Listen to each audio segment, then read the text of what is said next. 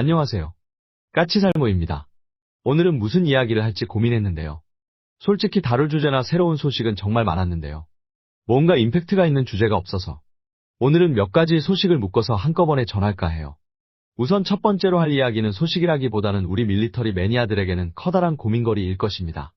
제가 전에 한화에서 해병대의 요청으로 40mm 고정형 대공포를 개발하고 있다고 했었는데요. 제가 이야기한 후로 많은 사람들이 이 이야기를 하더군요. 그럼 지금 현재는 이 사업은 어찌 되고 있을까요? 지금 현재는 해병대가 신속획득 사업을 취소한 상태입니다. 원래 해병대는 이 사업을 신속획득 사업으로 추진을 했고 빠른 배치를 요구하고 있었습니다. 그래서 한화가 기존에 있던 노봉을 바탕으로 원래 K-21 장갑차형 복합기능탄인 K-236탄을 적용해서 해병대의 요구를 충족하려 했습니다. 이 탄은 기본적으로 근접신관과 전자신관이 결합한 탄으로 K-21에서는 대공과 대인용 탄으로 사용 중입니다. 대공용일 때는 근접신관에 의해서 대공전을 수행하고 대인용일 때는 전자신관에 터질 시기를 장입해서 적군의 머리 위에서 터지는 공중폭발탄이 되는 겁니다. 그래서 이 탄은 이론적으로는 적 소형 무인기라도 탐지 장비의 성능만 된다면 탐지 장비가 정확하게 적 무인기의 위치를 탐지만 해주면 전자신관의 적 무인기 근처에서 터질 수 있게끔 입력해 줄 수 있고 그래서 한화는 이걸 이용해서 무인기도 요격하게 하려 했습니다. 그런데 문제는 이게 해병대를 만족시키지 못했다는 겁니다. 신속획득 사업이라는 건 말 그대로 급하게 무기를 도입하는 사업입니다. 그래서 한화는 기존에 있던 것에 조합으로 무기를 내놓은 건데요. 이게 해병대를 만족시키지 못한 겁니다. 그럼 뭘 만족시키지 못했을까요? 기본적으로 해병대가 원하던 요구 조건은 적 무인기와 순항미사일을 요격하는 겁니다. 그래서 이 한화의 40mm 대공포는 적 무인기와 순항미사일을 요격할 수 있는 능력이 부여되어 있습니다. 문제는 그 대신 적 야포탄을 요격할 수 없다는 겁니다. 솔직히 이건 분명 해병대의 요구 조건에는 없는 기능이지만 이 무기는 결론은 서북도서에 배치될 무기이고 서북도서는 북한의 연평도 포격 사건에 의해서 막대한 피해를 입었던 지역입니다. 그러니 적 야포탄의 요격 능력을 내심 해병대가 바라고 있던 건 당연해 보입니다. 그러나 이 사업은 신속획득 사업이었기에 빠른 배치를 위해서 한화는 기존에 있던 장비의 조합으로만 제안을 한 것이고 만일 실험 기능을 넣으려면 아예 새로운 탄을 개발해야 하고 당연히 그럼 사업비 증가는 물론 개발 기간도 길어집니다. 그러면 해병대가 요구하는 시간에 개발을 완료할 수가 없죠. 그래서 적 야포탄을 요격할 수 있는 실험 기능이 빠진 겁니다. 그러나 역시 현재는 이 사업은 취소된 상태입니다. 그런데 한화 관계자에 따르면 해병대 말고도 육군도 비슷한 사업을 준비 중이라고 합니다. 그래서 한화 관계자는 40mm 대공포로 이번에는 육군의 사업에 도전할 거라고 합니다. 그런데 여기서 한 가지.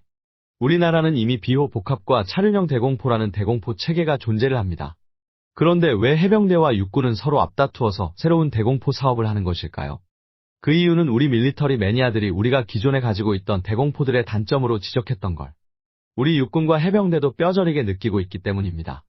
지금 우리의 대공포들은 개발된 지 수십 년이 넘은 이미 해군에서는 퇴역시키고 있는 30mm 에머슨 기관포를 바탕으로 하고 있습니다. 그러나 이 30mm 구경은 새롭게 부상하는 여러 가지 위협에 제대로 대응을 하지 못하고 있죠. 당장 구경이 작아서 발사하고 낙탄이 떨어졌을 때 자폭하는 자폭신관도 100%를 보장하지 못하기 때문에 시민들이 피해를 입을 수가 있습니다. 그리고 탄의 크기가 지나치게 작기 때문에 전방확산탄을 적용해서 적 야포탄을 막으려고 해도 전방확산탄의 파편의 크기가 너무 작아서 확실한 저지가 불가능합니다. 무인기를 요격할 때도 작은 구경으로 인해서 짧은 사거리로 충분한 요격 거리를 가지지 못하고요. 한마디로 이 30mm 구경은 우리 육군이 도입할 때는 해군에서 에머슨 기관포를 퇴역시킴으로 인해서 남게 되는 대량의 30mm 탄을 활용할 수 있으므로 도입한 거지만 지금은 현대전에 부적합한 건 부인할 수 없는 사실입니다. 그래서 지금 육군과 해병대는 새로운 구경의 대공포를 찾고 있는 거라고 할 수 있습니다.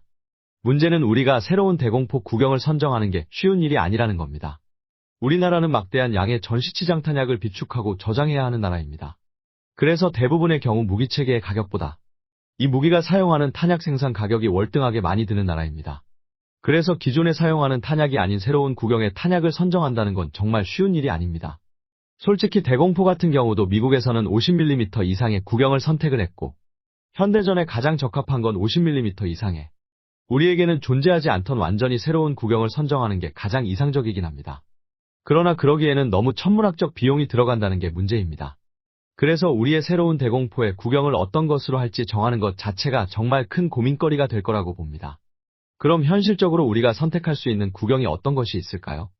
당연히 한화가 해병대에 제안을 했던 40mm 보포스포 기반의 탄이 있을 것이고, 지금 LIG가 개발 중인 CIWS2의 30mm 구경, 그리고 우리 기갑 차량들의 차기 주력포가 될 40mm CTA4가 있을 것입니다. 그 중에서 한화가 40mm 보포스포 기반을 제안한 이유는 역시 이게 가장 싸기 때문입니다. 이 구경은 현재 해군에서도 대량으로 사용 중이고, 육군의 K-21 장갑차에서도 사용 중이기 때문에 이미 막대한 치장탄약이 저장되어 있습니다. 그래서 비용적으로는 가장 저렴한 건 부인할 수 없는 사실입니다. 그러나 한화가 제안했던 K-21용 복합 기능탄은 결론은 적 야포탄은 요격하지 못한다는 분명한 한계가 있습니다. 그러나 제가 보기에는 이 40mm 보포스포 자체는 50mm보다는 성능이 떨어지겠지만 나쁜 선택이 아니라고 봅니다. 다만 기존에 있던 탄을 활용할 게 아니라 아예 신형 탄약의 개발 필요성이 있다고 봅니다. 솔직히 CIWS2는 지상에서 사용하기에는 너무 무겁고 이 탄도 낙탄 시에 자폭신관이 100% 작동할 거라는 보장이 없다는 점과 CIWS2가 너무 비싼 무기라는 점 때문에 문제가 있다고 보고요. 40mm CTA4는 CTA 탄 자체가 워낙 고가의 탄이라 너무 많은 비용이 들어간다는 문제가 있습니다. 지금 우리는 이미 한계점이 명확한 30mm 에머슨 기관포를 벗어난 새로운 대공포를 결정해야 합니다. 해병대에 비해서 육군의 사업은 훨씬 대규모 사업이 될 것이고, 이게 앞으로 우리 대공포의 표준이 될 것입니다. 여러분이 보기에는 어떤 탄이 우리의 새로운 대공포탄이 되어야 한다고 보시는지요? 그리고 두 번째 이야기는 바로 우리 해공 수출에 관한 이야기입니다. 여러분 요즘 최근에 UAE에 수리온 헬기가 수출될 거라는 소식을 많이 들으셨죠? 그런데 왜 지금까지 전혀 수출이 안 되던 수리온이 UAE에 수출되는 것일까요? 분명한 건 지금 UAE에 수리온이 수출될 가능성이 높은 건 사실입니다. 그런데 갑자기 UAE가 왜 수리온을 수입해 가려 하는 걸까요? 뭐 여기저기서 수리온의 성능이 뛰어나서 그런 거라고 이야기를 하는데요. 여러분이 보기에는 진짜로 수리온의 성능이 뛰어나서 UAE가 수입해 가는 거라고 보세요. 그게 아니라는 건 여러분도 잘 아실 겁니다. 그러니 왜 UAE가 수리온을 수입해 가려 하는지 진짜 이유가 궁금해질 거라고 보고요. 그 이유는 유럽의 UAE 제재 확대로 인해서 UAE가 유럽산 헬기를 도입할 수 없을 것 같기 때문입니다. 이게 무슨 말이냐면요. 과거 유엔이 리비아에 대한 무기금수 조치를 내린 적이 있었는데요.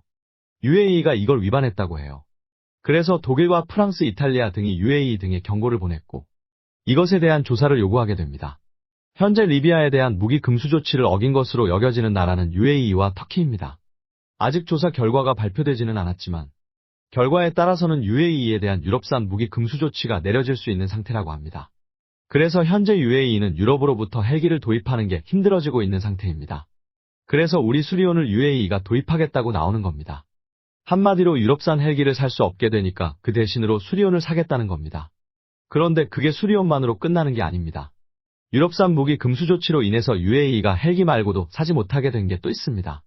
UAE는 프랑스 나발그룹으로부터 고원드급 초계함을 도입했습니다. 그리고 당연히 이 고원드급 초계함의 무장은 프랑스제 무기가 될 것으로 여겨졌습니다. 당연히 프랑스의 미카 VL이 이 고원드급의 대공무장으로 탑재될 것으로 여겨졌어요. 그런데 현재 앞에서 본 것처럼 리비아 무기 금수 조치 위반으로 인해서 유럽산 무기의 UAE에 대한 금수 조치가 내려질 확률이 높고, 당연히 거기에는 프랑스의 미카 VL도 포함입니다. 그래서 지금 UAE에 대한 해공 수출 가능성이 상당히 높아진 상태입니다. 물론 이게 해공과 수리온만으로 끝나지는 않을 겁니다. 이 금수 조치가 진짜로 내려지면 UAE는 물론 터키에 대한 우리의 무기 수출도 더 확대될 것이고, 금수 조치가 내려지지 않은 사우디 등의 중동 국가들의 유럽에 대한 반감의 확대로 인해서 사우디 등에 대한 무기 수출도 확대될 것으로 여겨지고 있습니다. 현재 이미 우리나라는 UAE에 대한 천공투 미사일 수출로만 4조 원대에 이르는 막대한 매출을 올리고 있고요. 사우디도 조만간 천공투 도입에 대한 정식 계약을 체결할 것이고, 사우디는 7개 포대 정도를 도입할 것으로 보입니다. 원래 사우디는 막대한 물량의 사드와 패트리어트를 구매한 상태이기 때문에 우리 천공투를 도입한다고 해도 야전군이 운용할 세계에서 4개 포대만을 도입할 것으로 여겨졌지만, 도입 수량이 우리가 생각했던 것보다 더 확대된 겁니다. 아무튼 그래서 이번에 무기 금수 조치가 진짜로 내려진다면 우리 방산업체들은 폴란드에서 겪었던 엄청난 방산 수출 기회를 다시금 중동 국가들에게서 얻게 될 겁니다.